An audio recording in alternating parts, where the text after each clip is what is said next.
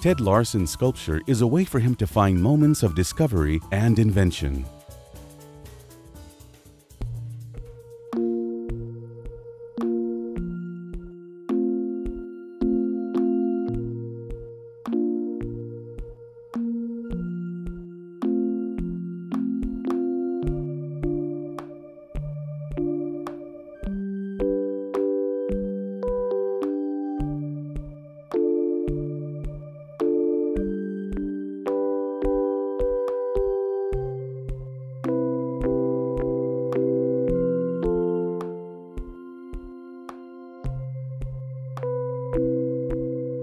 So I want to start with your conversation that you're having with minimalism. Well, I don't really think of myself as a minimalist. I think of myself as a reductionist. So I like to reduce things down to their essence and then build back out of that. And by working both directions, I find it interesting to find the nature of what things might be able to be. So there's possibility in the artwork when it's done. Hopefully there's some possibility. It's an investigation. I'm not claiming answers. I don't really have much interest in answers. I have a lot of interest in questions. Right. Everything in our lives is a perceptual issue, and art fundamentally is a perceptual issue. And so what I'm interested in doing is taking these pre-painted materials, removing them from their original source, and then taking that material and building a new life for it. And then we perceive the old life in a new way. And I think there's something kind of interesting about how that might point towards the possibility of perception. We were talking about the materials and them having a history. Now, how is that impacted by your philosophy of nature and the nature of the materials? Nature. Well, I think nature has two different possible meanings. There's the environmental aspects of nature, and then there's the inherent aspects of things. I'm interested in the inherent aspects of things, not in the environmental aspects of things. Dealing with the materials for what they are exactly and for what they might be possibly is where I take my premise from wanting to work with this material as opposed to that material. A pre-painted material is a ready-made, and there's a gigantic history to ready-mades, obviously.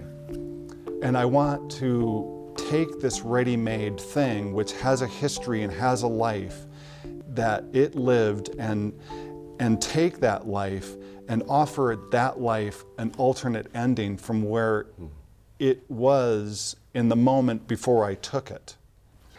This interplay, what's this interplay in your work between reductionism, as we talked about earlier, and the evolution of form? Minimalism, to a certain degree, has a kind of formal repetition that is involved with it, conceptually as well as aesthetically.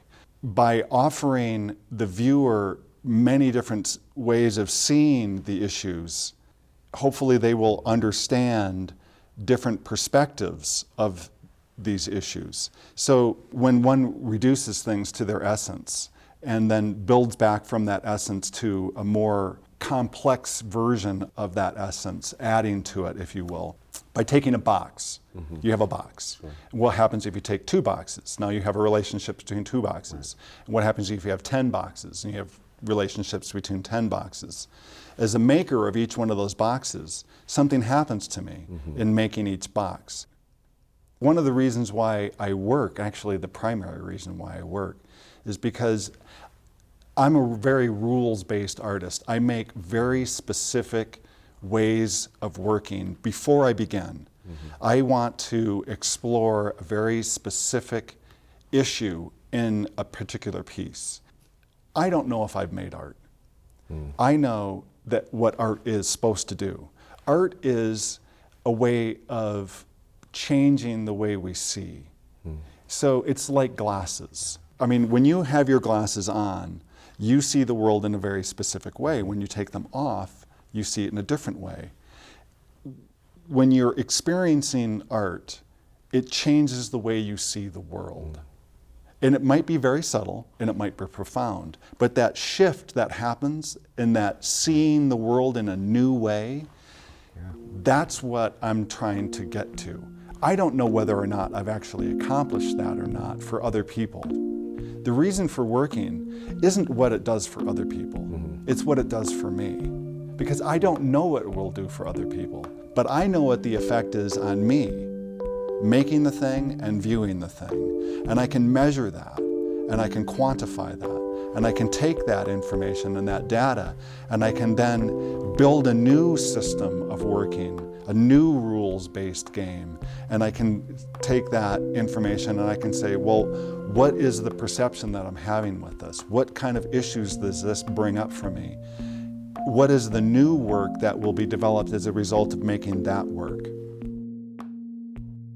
I also try, without breaking the rules of the game, to cheat the game, to try to go behind the rules and come up with an unanticipated result, because that's actually where I'm experiencing the new glasses. So what is your thing that drives you to continue to create this work that makes people ask questions? You know, I'm a curious person. I want to know more about what the world is, and the more I know about what the world is, the more I'm curious about what that means to me. And that turns on itself and makes me then curious about what more there is to know about the world and what that effect is on me. And so it continually loops around on itself until it becomes a self-perpetuating machine, basically.